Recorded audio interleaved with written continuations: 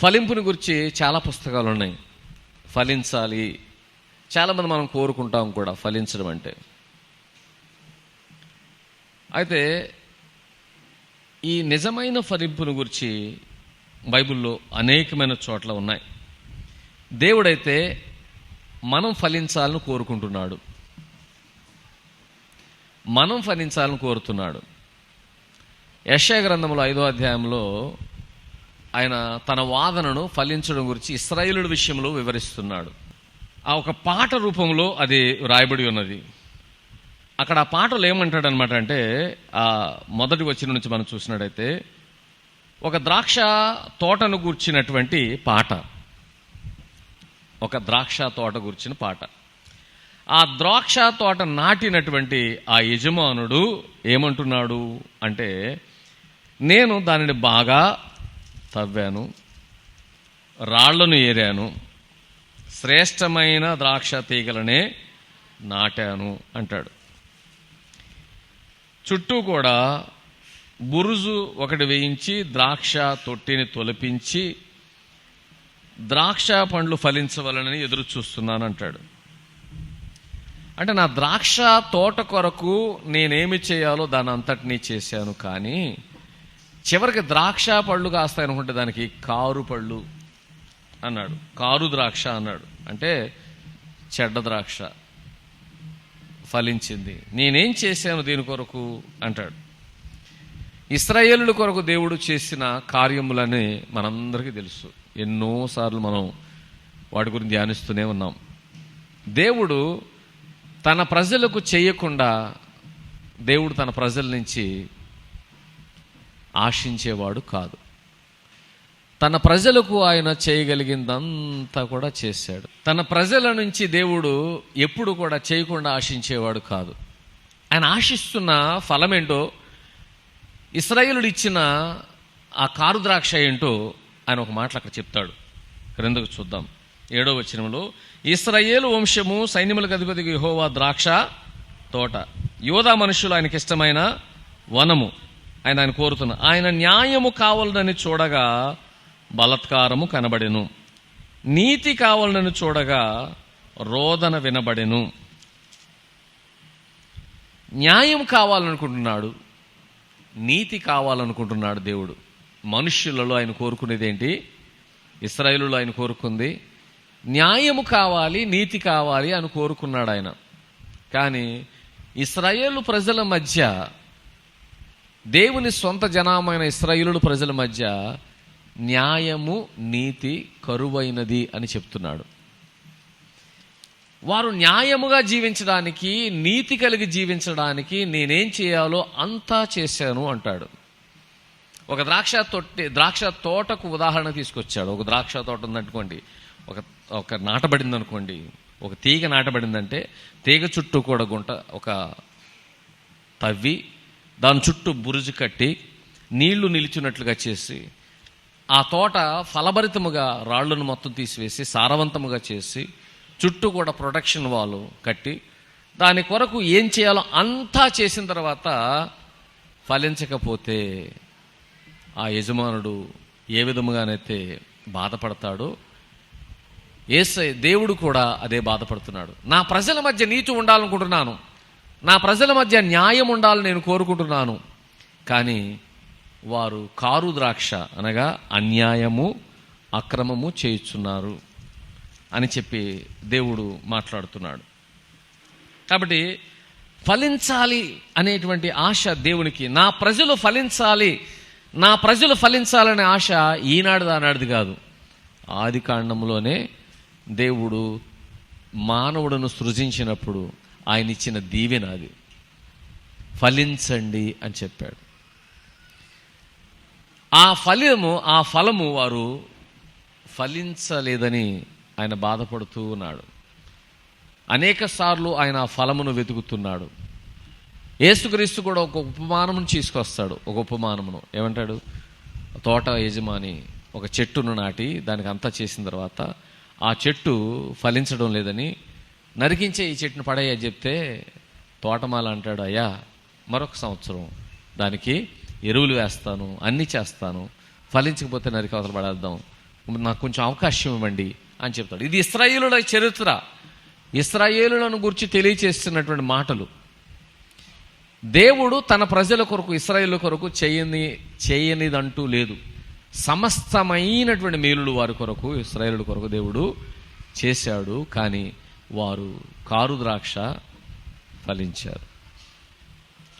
అందుకనే ప్రభు అయిన యేసుక్రీస్తు మరలా ఎలా వచ్చాడు అనమాట అంటే, నిజమైన ద్రాక్షావల్లి అని అంటాడు ఆయన. నేను ద్రాక్షావల్లి అంటాడు. ఇప్పుడు ఒక్కొక్కరు తోటలో ద్రాక్షావల్లిగా నాటబడ్డం కాదు, ఇప్పుడు అందరూ కలిసి ద్రాక్షావల్లి అయిన యేసులో అంటు కట్టబడడం గురించి, తీగలుగా ఉండడం గురించి మాట్లాడుతున్నాడు. ఇప్పుడు ఇశ్రాయేలులు కాదు, ఇప్పుడు మనందరము కూడా దేవుని యొక్క పిలుపును పొందుకుని మనందరము కూడా దేవుని యొక్క ప్రజలుగా ఉండుటకు పిలువబడి ఉన్నాము. హల్లెలూయా, హల్లెలూయా. పాపము చేయుటకు మనం పాపమునకు దాసులము ఎన్నటికీ కాదు. మనము దేవుని యొక్క సంతానము, వారసులము. మనము ఫలించుట కొరకు పిలువబడిన జనాంగము. హల్లెలూయా. అయితే ఫలింపు అంటే ఏంటి?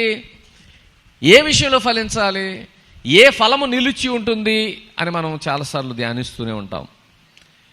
ఈ ప్రపంచంలో ఉన్న అనేకమైన ఫలింపు అంటే మనుషులు అనేక విధములుగా ఆలోచిస్తారు. మనుషులు ఫలించడం అంటే వారు ఆస్తిపాస్తులు కలిగి ఉండడం గురించి ఆలోచిస్తారు, వారు ఉన్నతంగా ఎదగడం గురించి ఆలోచిస్తారు. కానీ దేవుని దృష్టిలో ఫలింపు అంటే, అది దేవుని దృష్టిలో ఫలింపు ఆత్మఫలమే. మొదట ఆత్మఫలమే దేవుని దృష్టిలో నిజముగా ఫలింపు. ఒక వ్యక్తికి ఆస్తి ఉందా లేదా, ఒక వ్యక్తి అతడు తన యొక్క బిజినెస్లో సక్సెస్ అయ్యాడా లేదా, ఒక వ్యక్తి పేరు ప్రఖ్యాతులు సంపాదించాడా లేదా, ఇవన్నీ కాదు ఆయన కావలసినది. దేవునికి కావలసిన ఫలింపు ఆత్మఫలమే.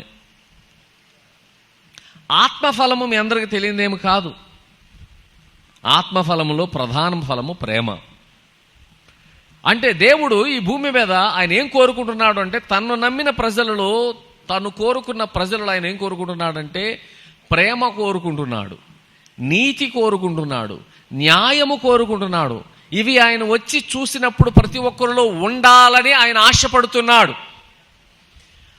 ఆయన రావడానికి, ఆయన రాకడకు ఆలస్యం ఎందుకంటే మనందరము కూడా ఈ ఫలములు కలిగి ఉండాలని ఆయన ఆలస్యము చేస్తున్నాడు. ఆయన వచ్చి చూసినప్పుడు ఎవరిలో అయితే ఈ ఫలము ఉండదో, దేవుడు కోరిన ఫలము ఉండదో, వారందరూ కూడా పనికిరాని చెట్టు ఏం చేయబడుతుంది? ఫలించని ప్రతి తీగ. మనందరికీ యోహాను సువార్త బాగా తెలుసు. 15వ అధ్యాయంలో ఏమంటాడు? ఫలించని ప్రతి తీగ నరికివేయబడి అగ్నిలో కాల్చివేయబడుతుంది అని యేసయ్య మాట్లాడారు. హల్లెలూయా. అయితే ఫలించాలంటే ఏం చేయాలంట? ఫలించాలంటే ఏం చేయాలంట? మనందరము కూడా ఫలించాలంటే ప్రపంచంలో మరి ఎక్కడ నువ్వు ఉన్నా ఫలించలేవు. నీవు యేసులో మాత్రమే నీ జీవితము ఉండాలి. హల్లెలూయా. ఎక్కడుండాలి? యేసులో మాత్రమే నీ జీవితం ఉండాలి. యోహాను సువార్త 15లో అంటాడు. యోహాను సువార్త 15వ అధ్యాయంలో, నేను నిజమైన ద్రాక్షావల్లి, నా తండ్రి వ్యవసాయకుడు, నాలో ఫలింపని ప్రతి తీగను ఆయన తీసి పారవేయును. ఫలించు ప్రతి తీగ మరి ఎక్కువగా ఫలింపవలని దానిలోని పనికిరాని తీగలను తీసివేయును. నేను మీతో చెప్పిన మాటను బట్టి మీరు ఇప్పుడు పవిత్రులై ఉన్నారని చెప్పొచ్చు. నా యందు నిలిచి ఉండుడి, మీ యందు నేనును నిలిచి ఉందును. తీగ ద్రాక్షావల్లిలో నిలిచి ఉంటేనే గాని తనంతట తానే ఎలాగో ఫలింపదు, అలాగే నా యందు నిలిచి ఉంటేనే కాని మీరును ఫలింపరు. హల్లెలూయా. ఫలించుటకు కావలసినటువంటి ఫలించడానికి కావలసినటువంటి మొదటి అర్హత ఏంటంటే, మనము క్రీస్తులో అంటుకట్టుబడి ఉండాలి, యేసులో ఉండాలి. మన జీవితము, ప్రియమైన వారలారా, మన జీవితం కేవలం ఈ 4 గోడలు చర్చిలోకి వచ్చినప్పుడు మాత్రమే యేసును తలంచుకునేటువంటి జీవితము ఫలించదు. మన మందిరముకు వారానికి ఒకసారి వచ్చే జీవితం ఫలించదు. తీగ ఎలా ఉంటుందమ్మా? ద్రాక్షావల్లిలో తీగ ఎప్పుడు అంటుబట్టే ఉంటుంది. తీగకు నీళ్లు పోసినప్పుడు ఆ తీగలోంచి నీళ్లు వలన కలిగిన బలము, ఆ ద్రాక్ష వల్లిలో కలిగిన బలం తీగలు కూడా వెళుతుంది. తీగ సపరేట్ అయితే చచ్చిపోతుంది. క్రీస్తులో మనము మన యొక్క ప్రతి దినము, మన యొక్క ప్రతి సమయము క్రీస్తులో మన జీవితము ఉండాలి, ఆయనలో ఉండాలి, ఆయన మాటలను బట్టి నడవాలి, ఆయన వాక్యం మనలో ఉండాలి. అక్కడ అంటాడు 7వ వచనంలో అనుకుంటా, నా యందు మీరును మీ యందు నా మాటలను నిలిచి ఉండాలి అంటాడు. అప్పుడు మీకు ఏది ఇష్టమో అది మీకు అనుగ్రహించబడుతుంది, అడగండి అన్నాడు. మనలో ఏ మాటలు ఉండాలి? స్కూల్కి వెళ్ళేవాడు చాలా రోజులు స్కూల్కి వెళ్తాడు, కానీ అలగడు రావు. అప్పుడు ఏమంటారు? ఇటు పొట్ట కోస్తే అక్షరం ముక్కరాదు ఇడిగా అంటారు. పొట్ట కోస్తే అక్షరం ముక్కరాదు అంటారు. వెళ్ళడానికి వెళ్తారు కానీ చదవరు గనక వారికి అక్షరము రాదు. స్కూల్కి వెళ్తే వచ్చేస్తుందా? స్కూల్కి వెళ్తే చదువు వచ్చేస్తుందా? వస్తుందమ్మా? వస్తుందా? చెప్పండి. స్కూల్కి వెళితే చదువు రాదు. స్కూల్కి వెళ్ళి వచ్చిన వాడు ఏం చేయాలి? దాన్ని చదువుతూ చెప్పిన వాటిని ప్రతి ఉదయం సాయంత్రం లేచి చదవాలి. కాలేజీకి వెళ్ళి వచ్చేసి కూర్చుంటున్నారు ఈ రోజున. స్కూల్కి వెళ్ళి వచ్చేసి కూర్చుంటే వాళ్ళకి చదువు రాదు. వారు ఏం చేయాలి? చదవాలంటే నిరంతరం కూర్చుని దాన్ని ఏం చేయాలి? అభ్యాసం చేయాలి. ఎక్కడికి వెళ్ళి వచ్చినా అంతే. మిషన్ నేర్పిస్తున్నారు కొంతమంది, వెళ్ళి అక్కడ చూసేసి వచ్చేస్తుంది మిషన్ కుట్టడం. ఏం చేయాలి? వాళ్ళు మిషన్ ఎక్కి వాళ్ళు కుట్టడం చేయాలి. చెడిపోవచ్చు ముందు, కానీ కుడుతూ ఉండగా దానిలో ఏమవుతుంది? అభ్యాసం అవుతుంది. దేవుని బిడ్డలమైన మనము, ప్రియమైన వాళ్ళారా, ఆదివారం ఒక్కరోజు వస్తే సరిపోదు. ప్రతి దినము దేవుని మాటలు మన హృదయంలో ఉండాలి. ఇది ఫలించడముకు కావలసింది నియమ నిబంధనలు కాదు, రూల్స్ కాదు కావలసింది, ఇష్టత కావాలి. హల్లెలూయా. క్రైస్తవ జీవితం ఎప్పుడైనా సరే మీరు నమ్మండి, క్రైస్తవ జీవితం ఎవరికి కష్టం అంటుందంటే కొన్ని నిబంధనల ప్రకారం నడుచుకునే వాళ్ళకి. ఇక్కడ నిబంధనలు సరిపోవు. నేను ఆదివారం చర్చికి వెళ్తాను, ఆ తర్వాత నా ఇష్టం వచ్చిన నేను ఉంటాను. ఆదివారం మాత్రం మేము మానవండి అంటారు. ఆదివారం మేము చర్చి మానవండి అంటారు. మంచిది, మానకుండా ఉండడం చాలా మంచి అలవాటే. కానీ ఆదివారం చర్చి మాత్రమే వస్తే నువ్వు ఫలించలేవు. నీవు ఫలించాలంటే క్రీస్తు నీలో జీవించాలి. హల్లెలూయా. నా మటుకైతే బ్రతుకుట క్రీస్తే, నా మటుకైతే బ్రతుకుట క్రీస్తే, సావైనాది లాభము, సావైనాది లాభము. నా ప్రభువా యేసయ్యా, నా ప్రభువా యేసయ్యా, నా ప్రభువా యేసయ్యా, నా ప్రభువా యేసయ్యా. నా మటుకైతే బ్రతుకుట క్రీస్తే, నా మటుకైతే బ్రతుకుట క్రీస్తే. హల్లెలూయా. మనము క్రీస్తు మనలో బ్రతకాలి, క్రీస్తు నందు మనం బ్రతకాలి, క్రీస్తు మాటలు మనలో ఉండాలి. మనను ప్రతిదినం నడిపించేది దేవుని మాటలై ఉండాలి. వాటిని ఇష్టముతో మనం వినాలి, వాటిని భద్రముగా మన హృదయంలో దాచుకోవాలి. ఆ మాటలు మనల్ని ప్రేరేపిస్తున్నప్పుడు ఆ ప్రేరేపణకు లొంగి మనం నడుచుకోవడం అలవాటు చేసుకోవాలి. ఇదంతా నువ్వు చేయాల్సిందే ప్రేమతోనే. హల్లెలూయా, హల్లెలూయా. ఒక వ్యక్తిని మనం పంపించినప్పుడు స్కూల్ కానీ కాలేజ్ కానీ లేదా ఏదో నేర్చుకోవడానికి, అది కీబోర్డ్ కానీ దేనికైనా పంపించినప్పుడు ఒక వ్యక్తిని మనం పంపించడం వరకే చేస్తాం. కానీ ఆ వ్యక్తి నేర్చుకోవడం అనేది అతని ఇష్టతను బట్టి ఉంటుంది. కొందరు మ్యూజిక్ క్లాస్కి వెళ్తారు, సంవత్సరాల తరబడి నేర్చుకోవడానికి ప్రయత్నం చేస్తారు, పెద్దగా రాదు. కొంతమంది కొద్ది నెలలలోనే గొప్ప వాళ్ళు నైపుణ్యతను సాధిస్తారు.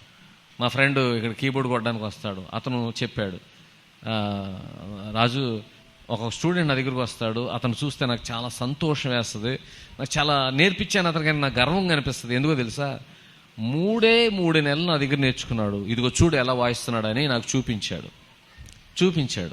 చూపిస్తే అతను కొన్ని సంవత్సరాలు నేర్చుకున్న వాళ్ళలాగా కీబోర్డ్ వాయిస్తున్నాడు.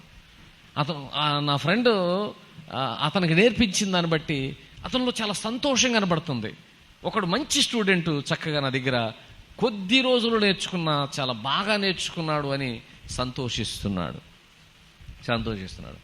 కొంతమంది ఉంటారు, వీడికి ఎందుకు చెప్తున్నాను, వీడికి అనవసరం కదా అని భావిస్తారు. ఈ రెండిట్లో తేడా ఏంటంటే, ఒకడు వెళుతున్నాడు, క్లాస్కి వెళ్ళడం అనేది ముఖ్యం, కానీ ఇంకొకడు వెళ్ళడం కాదు, నేర్చుకోవడం, ఇష్టతతో నేర్చుకోవడం ఒకరికి ఇష్టం. దేవుడు ఈరోజు మనల్ని పిలిచింది ప్రియమైన వారలారా, మనం ఆయనను ప్రేమించి ఆయన యందు ఫలించాలని ఆయన కోరుకుంటూ ఉన్నాడు. బలవంతంగా మనల్ని ఆయన మెడ వంచి మనలను విధేయత చూపించమని దేవుడు ఎప్పుడు కోరడం లేదు, కానీ మనము ప్రేమించి ఇష్టత చూపించాలని కోరుతున్నాడు.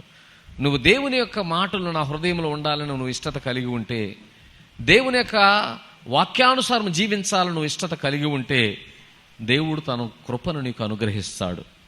హల్లెలూయా, హల్లెలూయా, హల్లెలూయా. మనం బైబిల్లో ఒకసారి చూసినట్టయితే దేవుడు ఏమంటాడు, మనం ఫలించాలంటే మొదటగా మనకు కావాల్సింది ఏంటంటే, రోమిలికి రాసిన పత్రికలో యేసులో మనం ఇక్కడ అంటుకట్టబడాలని చెబుతూ ఉన్నాడు. అంటుకట్టబడి ఉండాలి, మనం ఫలించడానికి చెబుతున్నాడు. ఈ వాక్యములు నేను చాలాసార్లు చెప్తూనే ఉంటాను, కానీ ఈసారి కూడా మరొకసారి నేను చెప్పడానికి వెనుకాడను. 12వ అధ్యాయంలో 2వ వచనంలో చూడండి, అనుసరింపక ఉత్తమమును అనుకూలమును సంపూర్ణమునైన దేవుని చిత్తం మీద పరీక్షించి తెలుసుకున్నట్లు ఈ మనస్సు మారి నూతనం వల్ల రూపాంతరం పొందుడి. అక్కడ ఏం చెప్తున్నాడు, మన మనస్సులు మారి మనం ఏమవ్వాలంట, రూపాంతరము చెందాలి. నూతనమయ్యి మన యొక్క మనస్సులు మారి ఏమవ్వాలి, నూతనమై రూపాంతరము చెందాలి. రూపాంతరం అంటే యేసుక్రీస్తు ఆ కొండ మీదకి వెళ్ళినప్పుడు శిష్యులను తీసుకుని వెళ్ళాడు. ఆ కొండ మీద ఆయన సామాన్య మనిషి వలె ఆయన వారి మధ్య ఉన్నాడు, కానీ ఆ రోజు మాత్రం ఆయన మహాప్రకాశమానముగా ఆయన వెలిగిపోయాడు. ఏ ఒక్కరూ అంత తెల్లగా ఉతకలేనంత తెల్లని వస్త్రములు ఆయన ధరించినట్లుగా మనం చూస్తున్నాము. రూపాంతరము చెందాడు. ఇప్పుడు ఈ రోజున ఏమంటున్నాడంటే, మనుషులు ఎలా అంటే మారి రూపాంతరము చెందాలంటే, మనుషులు నేను మారాలి, నాలో ఒక గొప్ప మార్పు కనబడాలి అని అంటే గనక నువ్వేం చేయాలంట అంటే, నువ్వు ఇష్టపూర్వకముగా నువ్వేం చేయాలంట అంటే, నీవు ఈ లోక మర్యాదను అనుసరించుట మానివేసి, ఈ లోక పోకడలను అనుసరించడం మానివేసి, ఈ లోకములో ఉన్న నడకను నువ్వు అనుసరించడం మానివేయాలి. మనం ఈ రోజులో ప్రతి దానిని లోకములో ఉన్న దాని నుంచి మనం తీసుకుంటాం. ఫ్యాషన్స్ లోకములో ఉన్న వాటిని బట్టే, ఎవడు ఏ సోపు వాడుతున్నాడు, ఎవరు ఏ పౌడర్ వాడుతున్నాడు, ఎవడు ఏ క్రీమ్ వాడుతున్నాడు, ఎవరు ఏ డ్రెస్సు వాడుతున్నారు, ఎవరు ఏ మోడల్ వాడుతున్నారు, శారీ పిన్లు ఎవరో ఏం వాడుతున్నారు, లేకపోతే అవేం వాడుతున్నారు, ఇవేం వాడుతున్నారు, లోకములో నుంచి ఎవరి బంగారు నగలు ఏ మోడల్ చేయించుకున్నారు, ఎవరు పట్టీలు ఎలా చేయించుకున్నారు, ఎవరు బొట్లు ఎలా చేయించుకున్నారు, ఎవరు ఎలా, మనం అనేకమైన వాటిని మన దృష్టి లోకములో ఉన్న వాటిపైనే మన దృష్టి ఉంటుంది. ఉండకూడదని కాదు, కానీ లోకములో ఉన్నది అంతయు కూడా దేవుని వాక్యం చెప్తుంది, లోకములో ఉన్నదంతయు నశించిపోతుంది. ఫ్యాషన్లు పోతాయి, హల్లెలూయా, హల్లెలూయా. ఫ్యాషన్లు పోతాయి, అందం పోతాయి, అన్నీ పోతాయి. ఒకప్పుడు అందగత్తలు అనుకున్న వాళ్ళ ముఖాలు ఇప్పుడు కొద్ది వయసులో 50 ఏళ్ళు దాటుతున్న రోజు చూస్తే వాళ్ళ ముఖాలు ఏయో చేయించుకుంటున్నారు. చివరికి వాళ్ళ ముఖాలు 50లోనే 80 ముఖాల్లో కనపడతాయి కొంతమంది. అంటే దేవుని వాక్యం చాలా స్పష్టంగా చెప్తుంది. అందం మీదే దృష్టి పెట్టుకున్నాం. సౌందర్యం వ్యర్థం, అందం మోసకరం. సౌందర్యం ఏమన్నాడు? వ్యర్థం. కానీ మన లోకం ప్రపంచంలో ఇప్పుడు బిజినెస్ ఏంటి తెలుసా? సౌందర్య సోపులు, బ్యూటీ పార్లర్లు ఇవి నడుస్తున్నాయి. జనాలు ఎంత తగలబడుతున్నారు తెలుసా? ఆడవాళ్ళు వెళ్ళి హెయిర్ కట్ చేయించుకోవడానికి 10,000 12,000 కాదా? తినడానికి తిండి లేదు కానీ అని మీసాలకు సంపంగి నూనె అనేవారు చూడు ఆ రోజుల్లో. అదే జరుగుతుంది. సిటీలో కాస్ట్ విపరీతంగా పెరిగిపోవడానికి వాళ్ళ జీవితాలు అంతా కూడా అందం, బ్యూటీ ప్రొడక్ట్స్ మీదే వెళ్ళిపోతుంది వాళ్ళ జీవితం. ఆ క్రీమ్ వెలిగిపోతే కనుక చూసినోడు గుర్తుపట్టడు, ఆ మేకప్ తీసేస్తే చూసినోడు గుర్తుపట్టడు. నిరంతరం మేకప్లతో బ్రతుకుతున్నారు. దేవుడు ఊరికనే రాశాడా? అందము వ్యర్థం, నీ హృదయ సౌందర్యం గొప్పదని దేవుడు చెబుతున్నాడు. హల్లెలూయా, హల్లెలూయా. దేవుడు మెచ్చే అందమేది? హృదయ సౌందర్యం. హల్లెలూయా. హృదయ సౌందర్యమును దేవుడు మెచ్చుచున్నాడు. నీవు దాని మీద దృష్టి పెట్టు. ఆ హృదయం మారుట కొరకు దృష్టి పెట్టు. ఆ హృదయం మారాలి. హృదయం మారితే, నీ మనసు మారితే, నువ్వు నూతనమైతే నీవు తరతరములకు ఆశీర్వాదకరంగా మాదిరికరముగా ఉంటావు. హల్లెలూయా. తరతరములకు ఆశీర్వాదకరంగా మాదిరికరముగా నీవు ఉంటావు. ఏ ఒక్కసారో అందంగా నువ్వు రెడీ అయ్యి చేసుకుంటే అందం అంటారు, 2 రోజులు అంటారు. ఆ తర్వాత నీవు ఒక రోజున నువ్వు లేకపోతే నిన్నెవడో జ్ఞాపకం చేసుకోడు. మనం ఆ వీధుల్లో చూస్తాం చాలా చోట్ల. గొప్ప గొప్ప లోకంలో మంచి మంచి పనులు చేసిన నాయకుల బొమ్మలు ఉంటాయి, కానీ అందగత్తెల బొమ్మలు ఉంటాయా? చచ్చిపోయిన అందగత్తెల స్తూపాలు ఉంటాయా? చెప్పండి. ప్రజల హృదయాలు ఎవరు నిలుస్తున్నారు? నిజముగా ప్రజల కొరకు మంచి చేసిన వాళ్ళు నిలుస్తున్నారు. వాళ్ళ గురించి మనం చెప్పుకుంటాం, గర్వంగా చెప్పుకుంటాం. వాళ్ళు నా స్ఫూర్తి అంటాం. హల్లెలూయా. కాబట్టి అందము వ్యర్థం, సౌందర్యము వ్యర్థం. కానీ మనుషులు ఈ రోజున వాటిపైనే దృష్టి పెడుతున్నారు. అలాని నేనేం చెప్పడం లే, ముఖానికి రాసుకోవద్దంటలేదు, సోప్ పెట్టుకోవద్దంటలేదు. తగుమాత్రపు ఎస్తేరు వలె తగుమాత్రపు వస్త్రధారణ కలిగి రావాలి. తగుమాత్రపు అలంకరణ చేసుకుని రావాలి. నైటీలతో వచ్చామని చెప్పడం లేదు.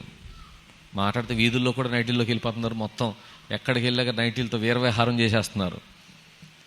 అలాగే వెళ్ళమని చెప్పడం లేదు. మంచి వస్త్రధారణ మంచిది. మంచి వస్త్రధారణ అంటే దానికి పెద్ద వాల్యూ లక్షల్లో లేకపోతే వేలలో పెట్టాలని అవసరం లేదు. మనుష్యులు దేని మీద దృష్టి పెడుతున్నారో, దేని మీద ఎక్కువ శ్రద్ధ కలిగి ఉన్నారో అది వ్యర్థమని దేవుడు అంటున్నాడు. ఈ లోక ఆశలన్నీ గతించిపోతాయి. దేవుని చిత్తమును చేయువాడు మాత్రమే నిత్యము నిలుస్తాడు. హల్లెలూయా. నువ్వు దేవుని చిత్తం చేస్తున్నావా? ఏంటి దేవుని చిత్తం? నీవు ఫలించుట దేవుని చిత్తమై ఉన్నది. హల్లెలూయా, హల్లెలూయా. నీవు ఫలించుట దేవుని చిత్తమై ఉన్నది. అక్కడ చూడండి, ఆ యోహానులోనే మనం మరొకసారి చూస్తే అక్కడ ఏమంటాడు? 15:16 మీరు నన్ను ఏర్పరచుకోలేదు, మీరు నా పేట తండ్రిని ఏమడుగుదరో అది ఆయన మీకు అనుగ్రహించినట్లు మీరు వెళ్ళి ఫలించుటకును మీ ఫలము నిలిచి ఉండుటకును నేను మిమ్మును ఏర్పరచుకుని నియమించి తిని. హల్లెలూయా, హల్లెలూయా. ఇది ఫలించుట అనేది ప్రియమైన వాళ్ళరా దేవునికి ఇష్టమైనది. హల్లెలూయా. ఫలించడం అనేది దేవునికి ఇష్టమైనది. మనం ఫలించాలనే దేవుడు మనలను ఏర్పరచుకుని ఉన్నాడు అని దేవునికి వాక్యం తెలియచేస్తున్నది. శిష్యులుగా చెప్పవచ్చు, కానీ ఆ తర్వాత మనకు కూడా దేవుడు నన్ను పిలుచుకున్నాడు, దేవుడు నన్ను పిలుచుకున్నాడండి, పాపములో నుంచి నన్ను పిలుచుకున్నాడండి, శాపము నుంచి పిలుచుకున్నాడు అన్నవారు దేవుని స్తోత్రం చెప్పండి. హల్లెలూయా. 8వ వచనంలో ఏముంది? 8:18 మీరు బహుగా ఫలించుట వలన నా తండ్రి మహిమ పరచబడును, ఇందువలన మీరు నా శిష్యులగుదురు. హల్లెలూయా, హల్లెలూయా. యేసయ్య శిష్యులు ఎవరు? ఫలించువారు, బహుగా ఫలించువారే యేసయ్య శిష్యులు. ఫలించుట వలన తండ్రి మహిమ పొందుతాడు. తండ్రి మహిమ పొందుతాడు. ఈ ఫలము మనలో ఫలించాలంటే మొదట మనలో కావాల్సింది ఏంటంటే ఇష్టత కావాలి. ఇష్టత కావాలి. నేను ఫలించాలి. ఫలించాలంటే ఏం చేయాలంట అంటే కూర్చొని మనం ఒక తోట నాటుతున్నప్పుడు ఈ తోటలో బాగా దిగుబడి రావాలంటే ఏం చేయాలి అని ఒక రైతు ఆలోచన చేస్తాడు. ఆలోచన చేసి మన రొయ్యల చెరువులు బాగా మంచి నాకు టన్నేజ్ రావాలి, మంచి కౌంట్ రావాలి, ఏం చేస్తారు? భూమిని చక్కగా దున్నిస్తారు. భూమిలో సారం పెరగడానికి ఏమో కలుపుతారు. నీళ్లను పరీక్షిస్తారు. నీళ్లలో ఏ తెగులు లేకుండా చూసుకుంటారు. ఆ తర్వాత మంచి సీడ్ తీసుకొస్తారు, అందులో వేస్తారు. దాని బలం కొరకు ఎన్నెన్నో మేతలు వేస్తారు. రకరకాల నంబర్లు ఉన్నాయి, మనకు తెలియదులే కానీ ఆ నంబర్లు రకరకాల నంబర్లను బట్టి వేస్తారు. బలం కొరకు వేస్తారు. మనుషులు కూడా గుడ్లు వేస్తారు, లేకపోతే బెల్లం పెడతారు. అబ్బబ్బబ్బా, వాళ్ళకి పెట్టి మనకు పెడితేనా అనిపిస్తుంది ఒక్కోసారి. అంత పెడతారు వాళ్ళు. ఎందుకు? అవి బాగా మంచి టన్నేజు రావాలని. ఒక వ్యవసాయం చేసేవాడే ఆ యొక్క ఫలం బాగా రావాలి, దిగుబడి బాగా రావాలంటే ఎంత ఆలోచన చేస్తున్నాడో మనం ఒకసారి ఆలోచన చేస్తే, మనం ఫలించలేమా? దేవుడు మనల్ని పిలుచుకున్నాడుగా, పాపములో నుంచి మనల్ని విడిపించాడుగా, తన కుమారుడు యేసులో మనం అంటుకట్టాడుగా, మనము ఫలించాలని కోరుతున్నాడుగా. మరి కానీ మనం ఎందుకు ఫలించడం లేదంటే వ్యవసాయం మీద దిగుబడో లేదా మన యొక్క చేపలు లేదా రొయ్యల మీద కలిగే దిగుబడి మనకు ఆసక్తిని కలిగిస్తుంది. కానీ మన యొక్క దిగుబడి, మన ఆత్మీయ దిగుబడి మాత్రం మనకు ఆసక్తిగా ఉండడం లేదు. దాని గురించి మనం ఆలోచన చేయడం లేదు.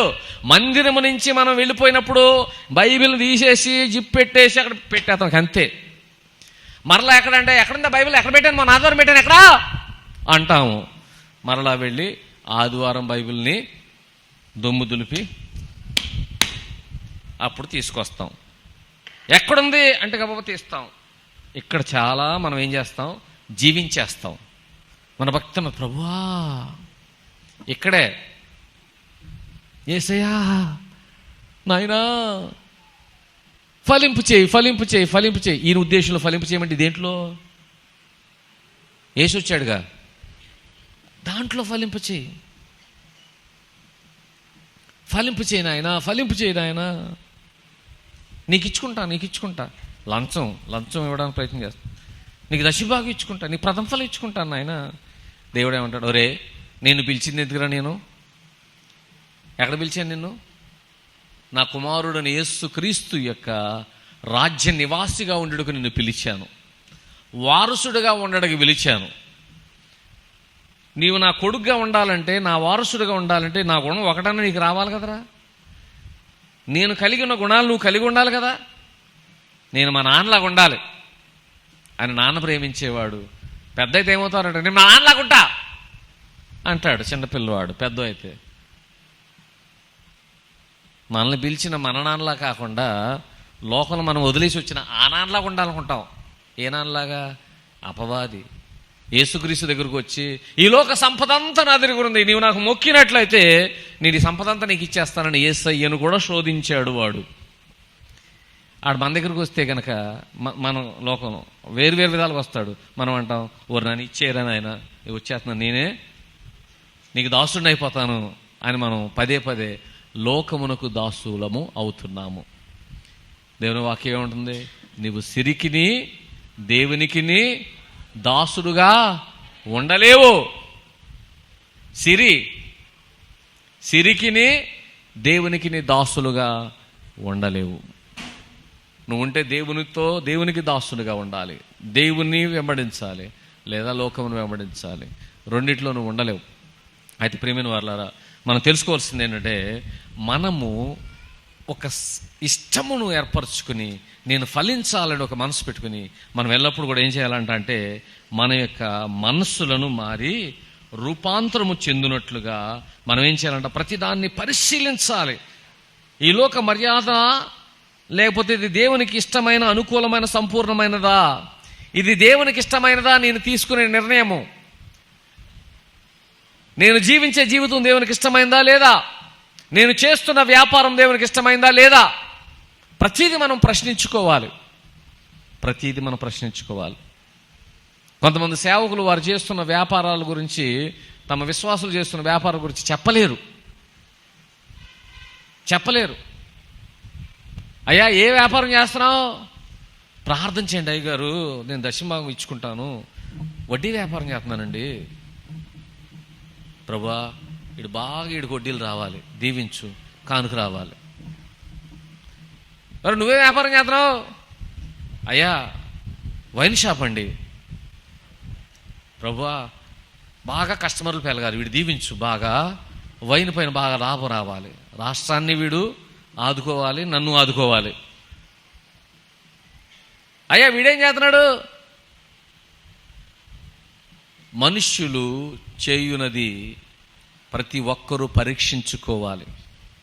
నీవు దేవుని ఎదురుగా ఒక దినమున నీ తండ్రి ఎదురుగా, నిన్ను పిలిచిన తండ్రి ఎదురుగా నువ్వు నిలబడినప్పుడు దేవుడు నిన్ను నన్ను కూడా, అయ్యా నువ్వు ఫలించడం కొరకు నేను చేయగలిగిందంతా చేశాను కదా, ఏది నీలో ఆ ఫలమేది? నీలో ఆ ప్రేమేది? నీలో ఆ మంచితనమేది? నీలో ఆ తగ్గింపు స్వభావం ఏది? నీలో ఆ క్షమాగుణం ఏది? నీలో ఆ దయ ఏది? నీలో ఆ కనికరం ఏది? నేను సహనముతో ఎదురు చూశాను కదయ్యా నీ కొరకు, నేను సహనముతో నీ కొరకు ఎదురు చూశాను ఏదని దేవుడు అడిగితే నీలో ఉన్నాయా? అందుకే నీ గుణము క్రీస్తును పోలినదిగా ఉండుటయే మనకు ఇవ్వబడినటువంటి విధి. నా గుణగణములన్నీ కూడా క్రీస్తును పోలినవుగా ఉండాలి. అలా ఉండాలంటే ఏం చేయాలి? అనుదినము కూడా మనము వాక్యమును చదువుతూ, ప్రార్థిస్తూ, మన యొక్క వ్యక్తిగత జీవితం పైన ఒక కన్నేసి, బిగ్ బాస్లో అంటాడు మా పైన కూడా కన్నేయండి అంటాడు చూడు. నువ్వు దాని మీద అయిపోయిన పర్వాలా, ఆడక్కడ ఎలా కొట్టుకున్నా మన పర్వాలా, కానీ నీ గుణము పైన నీవు కన్నెయ్యాలి. దేవుణ్ణి అడగాలి, ప్రభువా నేను జీవించుచున్న జీవితము నీకు ఆయాసకరమా, దుఃఖకరముగా ఉన్నదా? నేను మార్చుకోవలసినది ఏదైనా ఉన్నదా? నువ్వు చూపించు అని చెప్పాలి. ఇల్లు కట్టుకుంటున్నాం అనుకోండి, ఇంజనీర్ గారు, ఎక్స్పర్ట్ గారు వచ్చారు, ఆయన ఉన్నట్టుండి, అయ్యా బాగానే ఉందా ఇల్లు, పర్వాలేదా అని చెప్పాలి. ఇంజనీర్ గారు వచ్చారనుకోండి, ఏమా ఎన్ని అంతస్తులు వేద్దాం అనుకుంటున్నావు అంటే, అయ్యా ఒక 3 అంతస్తులు వేద్దాం అనుకుంటున్నాను. కానీ నువ్వేంటి పిల్లర్లకి 4 ఊసలు వేసావు? 4 ఊసలు వేసి 3 అంతస్తులు కడితే ఆగిద్దండి? ఆగిద్దా? 4 ఊసలు వేసి పిల్లర్కి 3 అంతస్తులు కడితే ఆగిద్దా?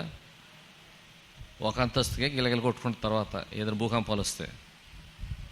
కాబట్టి ఏం చేయాలి?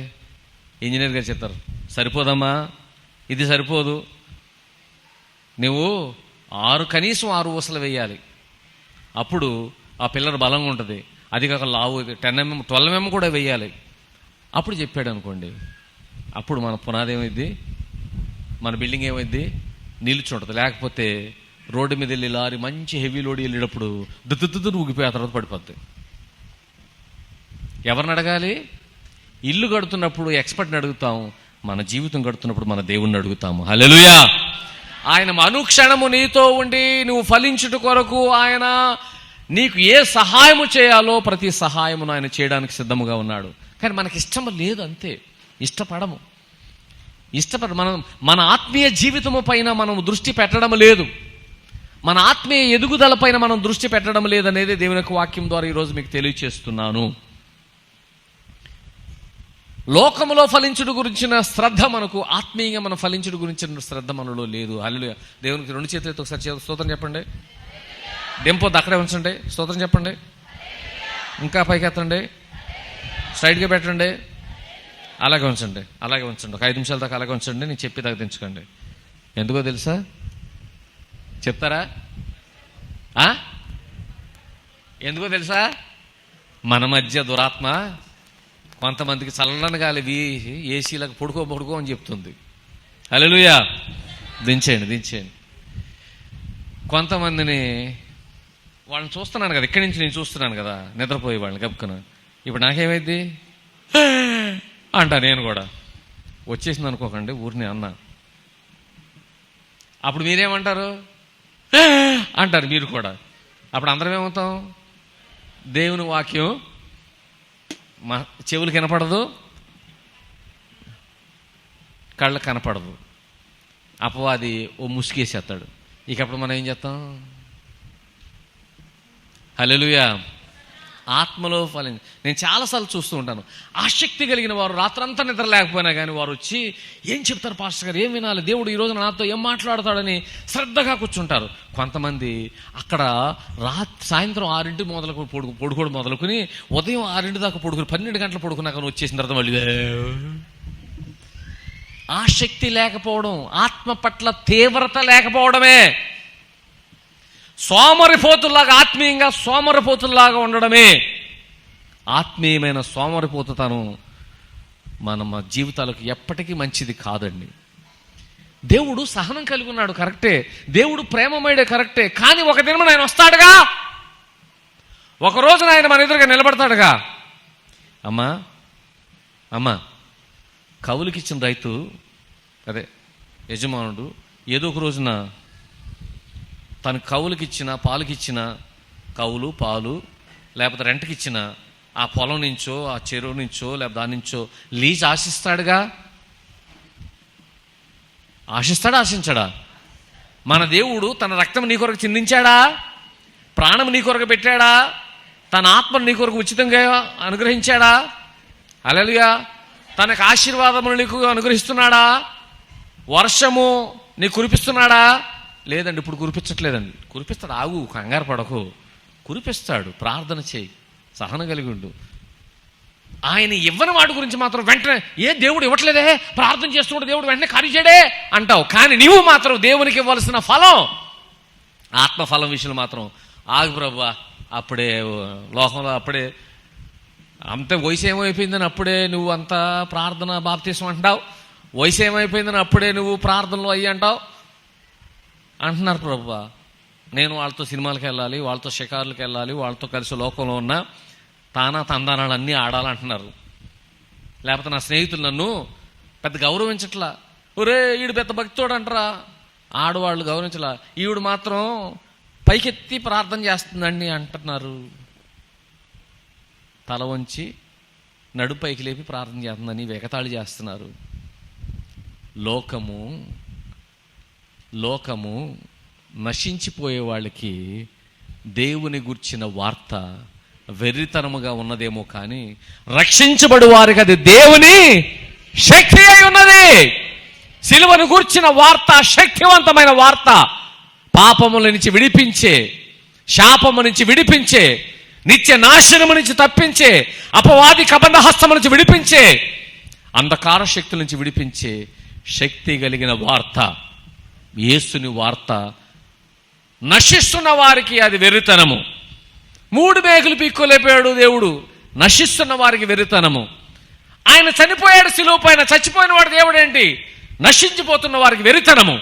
కానీ మనకు తెలుసు, ఆయన చనిపోకపోతే ఆయన కాకుండా ఇంకెవరు చచ్చిన ప్రయోజనం ఉండేది కాదు. నువ్వు చచ్చినా నేను చచ్చినా పాపలు మాత్రం కొంచెం కూడా మార్పు చెందేది కాదు.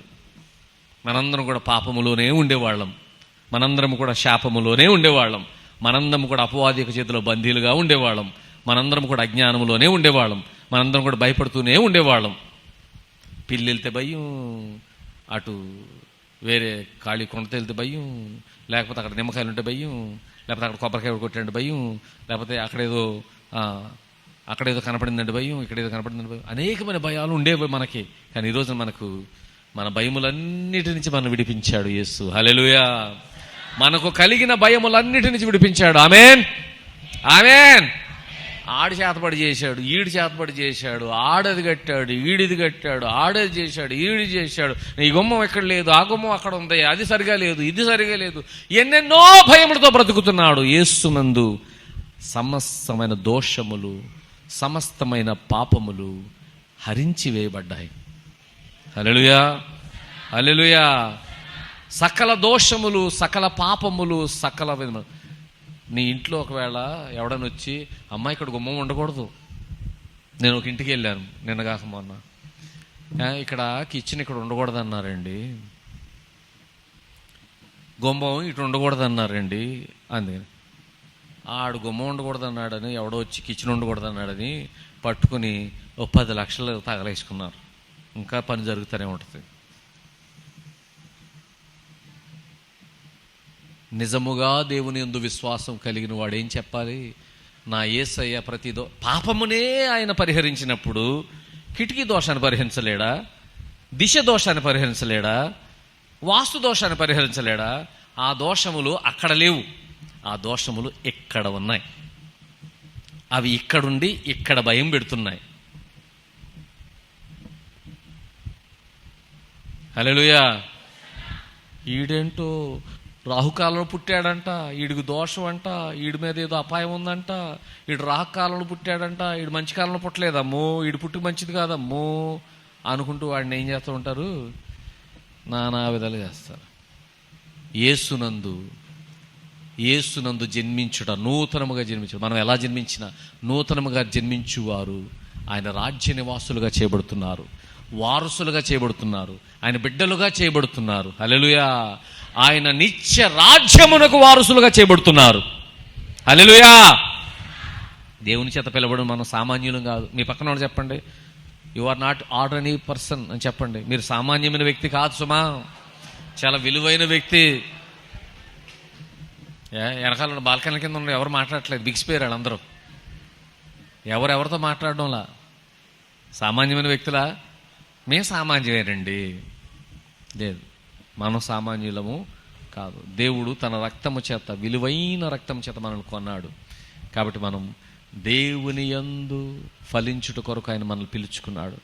మనం ఫలించాలంటే మనలో దేవుని యందు ప్రేమ, అచంచలమైన ప్రేమను మనకు కలిగి ఆయన నిన్ను పిలిచాడు, నిన్ను ఫలించమని కోరుతున్నాడు. కాబట్టి ఆయన సహాయము తీసుకుని మనం ప్రతి దినము కూడా ఏం చేయాలి? మన యొక్క గుణగణముల పైన మనం పని చేయాలి. ఏం చేయాలి? పొలంలో ఫలించడం కొరకు ఏం పని చేస్తాము? మనం కూడా ఏం చేయాలి? మనకు కూడా ఎరువులు వేయాలి. ఏ ఎరువులు? వాక్యం అనే ఎరువు, సహవాసం అనే ఎరువు, ప్రార్థన అనే ఎరువు, కలిసి సహోదరులతో పాటలు పాడుకునే ఎరువు, కలిసి మనందరము కూడా దేవుని నామని మహిమపరచుట ఇచ్చేయాలి. ఇష్టత కలిగి ఉండాలి. దేవుని మందిరం అంటే మందిరికి వెళ్దాం అనుకుంటూ నీరు గారిపోయి వచ్చేటువంటి వాడు ఫలించలేడు. దేవుడు నిన్ను ప్రేమించి నీ కొరకు ప్రాణం పెట్టాడు అనుకున్నవాడు, నా దేవుడు నా కొరకు ప్రాణం పెట్టి ఉంటే ఆయన నన్ను ఫలించుట కొరకు తాను సంఘముగా నన్ను పిలిస్తే నేను ఎందుకు ఊరుకుంటానని చెప్పి ఏం చేయాలి?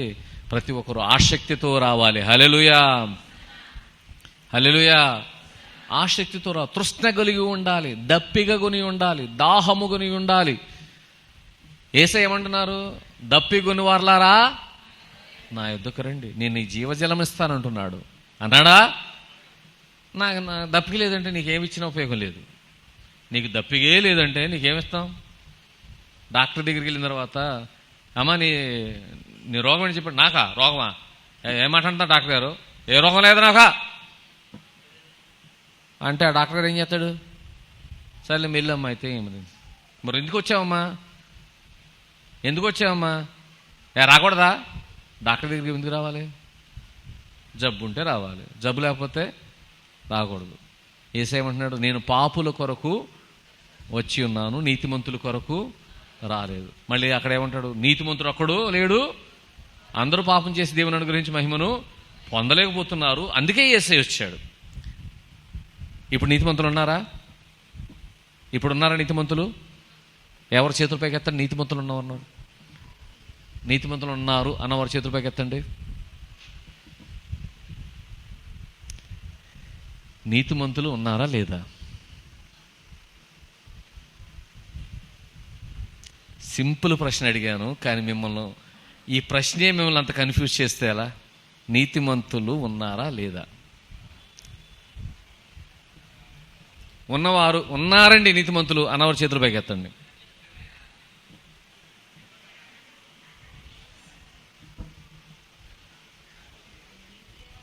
ఓ మై గాడ్, నేను నా యొక్క సేవకుడు పదవికి రాజీనామా చేసేస్తున్నా. నేను నా వల్ల కాదు ఇక. ఇన్ని సంవత్సరాలు చెప్పిన తర్వాత ఏమైంది? కీకరకాయ అయిందంట. మొన్న 2 వారాల క్రితం కూడా చూపించాను కదా. ఏం చూపించాను?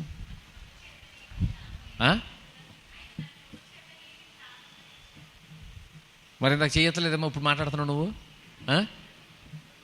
నీ చెయ్యి ఏమైంది ఇందాక? క్రీస్తునందు విశ్వాసముంచి యేసుక్రీస్తు రక్తము చేత కడగబడిన ప్రతి ఒక్కరూ కూడా నీతిమంతులుగా పిలువబడుతున్నారు. మనం విశ్వాసము ద్వారా కృపచేతనే రక్షించబడి నీతిమంతులముగా దేవుని ఎదురుగా నిలబడి ఉన్నాం.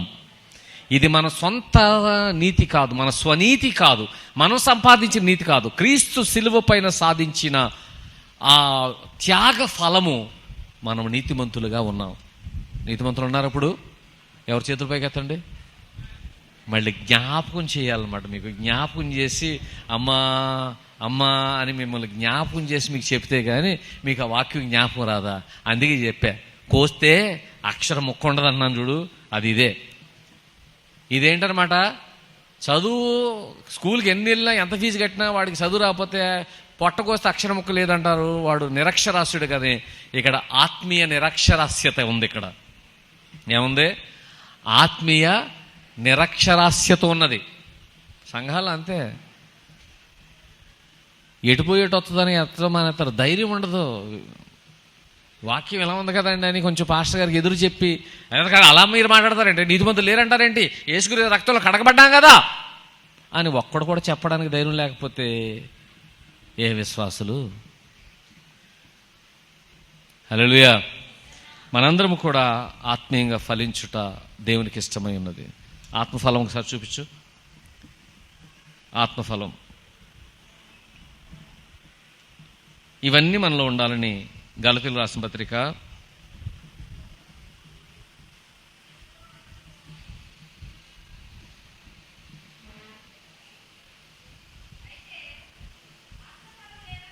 అయితే ముందు మిగతా వాళ్ళు కూడా తీయాలి కదా,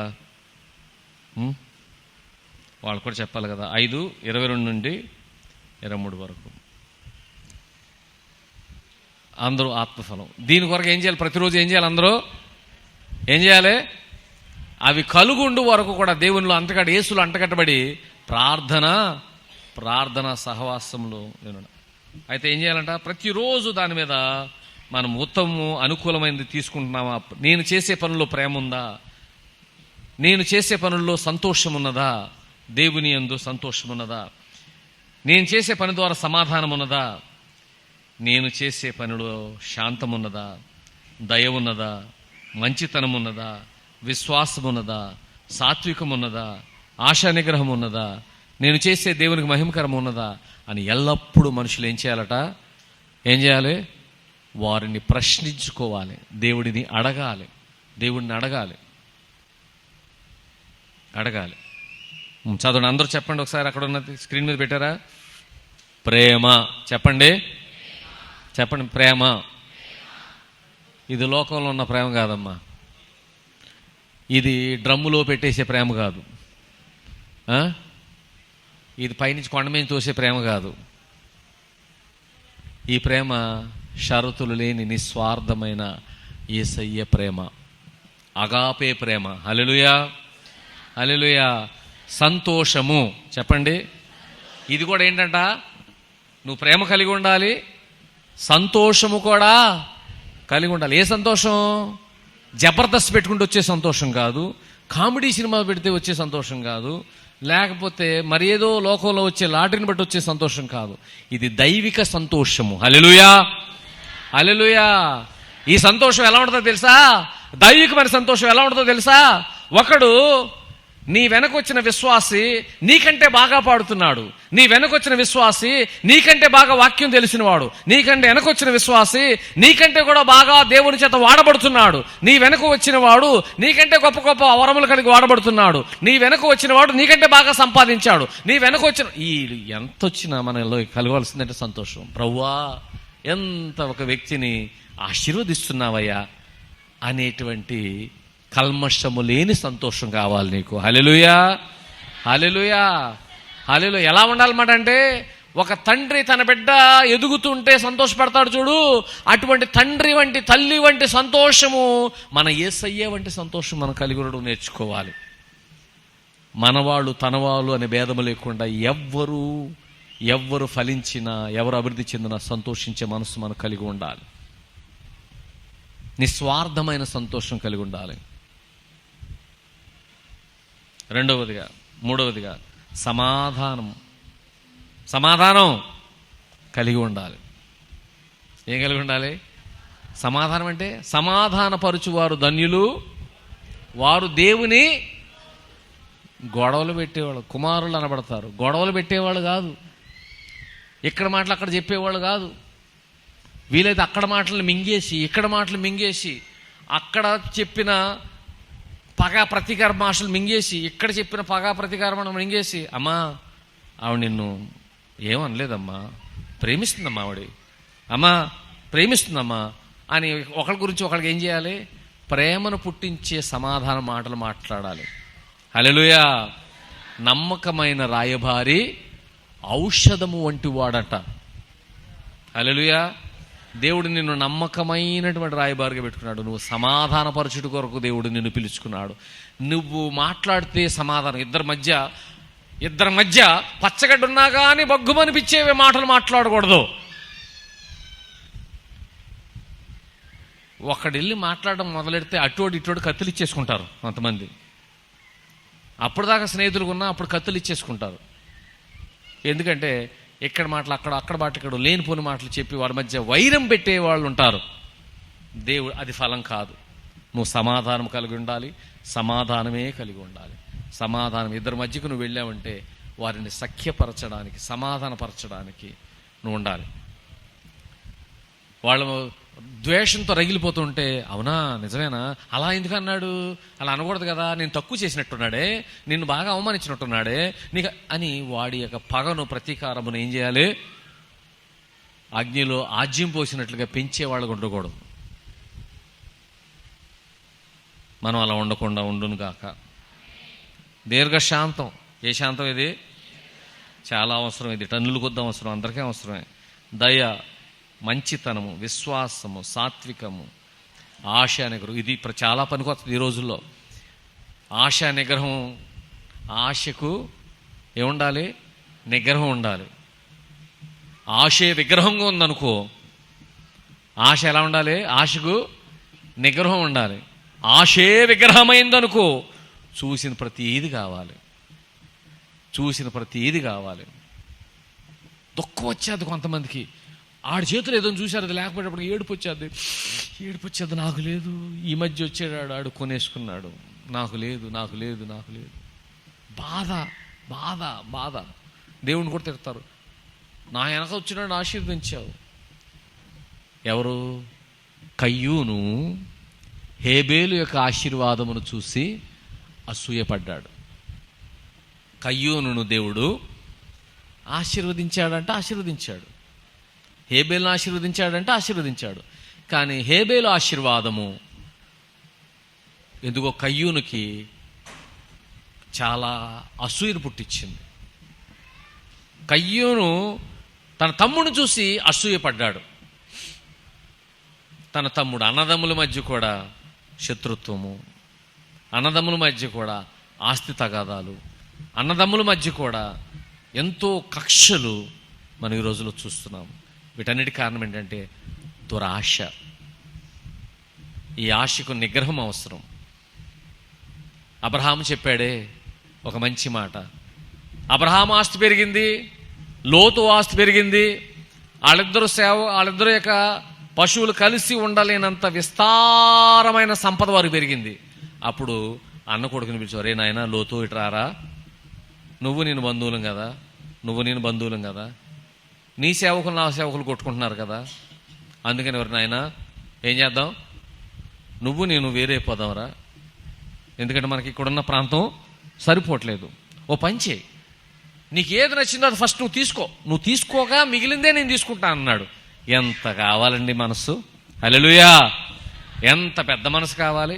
ఇప్పుడు చెప్తారా మొక్కల్లో మంచి నాకే కావాలి, పలవలో ముందు నాకే ఎక్కువ కావాలి, అన్ని శ్రేష్టమైన పోర్షన్స్ నాకే కావాలి. 2 తీసుకొస్తే అందులో ఇది నాకు కావాలని చెప్పేసి కొట్టేసుకుంటారు. అబ్రహాము వంటి మనస్సు మనలో ఎప్పుడు వస్తుందో! హల్లెలూయా! నేను పదే జ్ఞాపకం చేసుకుని అడుగుతూ ఉంటా దేవుణ్ణి, దేవా నాకు కూడా అటువంటి మనసు కావాలి. హల్లెలూయా. నా దేవుడు నాకు ఎటువంటిది ఇవ్వాలో నాకు తెలుస్తుంది, ఆయన తెలుస్తుంది. నా చేతికి ఏదొచ్చిందో అది నా దేవుని చిత్తం అనుకుంటా. నేను ఎవరిని గురించి అసూయ పడడానికి ప్రయత్నించాను. దేవుని దగ్గర అడుగుతూనే ఉంటాను. అసూయ నా దగ్గర దాడి చేస్తే నేను అడుగుతా, ప్రభువా వారిని దీవించండి, వారు బహుగా ఆశీర్వదిస్తున్నారు, వారు బహుగా ఫలిస్తున్నారు, వారు దీవించండి. లోపం ఏదున్నా దేవుడిని అడుగుతాను, ప్రభువా వారు చేస్తుంది బాగోలేదు, వారు చెప్పడానికి కుదరకపోవచ్చు, కానీ వారు చేస్తుంది నాకు నచ్చలేదు, నీ ఎదురుగా చెప్తున్నాను, మార్చు వారిని. నేను దేవుని దగ్గర ఆత్మీయంగా ఫలించడానికి ఎన్నో నాకు ఈ ఆత్మఫలంలో నేను ఏదన్నా గొప్పగా అన్నీ కలిగి ఉన్నాను నేను అనడం లేదు. వీటిని కలిగి ఉండడం కొరకు నేను కూడా ప్రయాసపడుతున్నాను. హల్లెలూయా. మనందరము కూడా క్రీస్తునందు అంతుకట్టబడి యేసయ్య వచ్చినప్పటికల్లా మనందరం కూడా ఫలించే కొమ్మలుగా ఉండాలి. మనలో ఈ ప్రతి మంచి ఫలము మనలో ఉండాలి. దేవుడు అందుకు మనల్ని పిలిచాడు. అటు ఆత్మీయంగా మనం ఫలించే వారికి మనల్ని దేవుడు చేయునుగాక.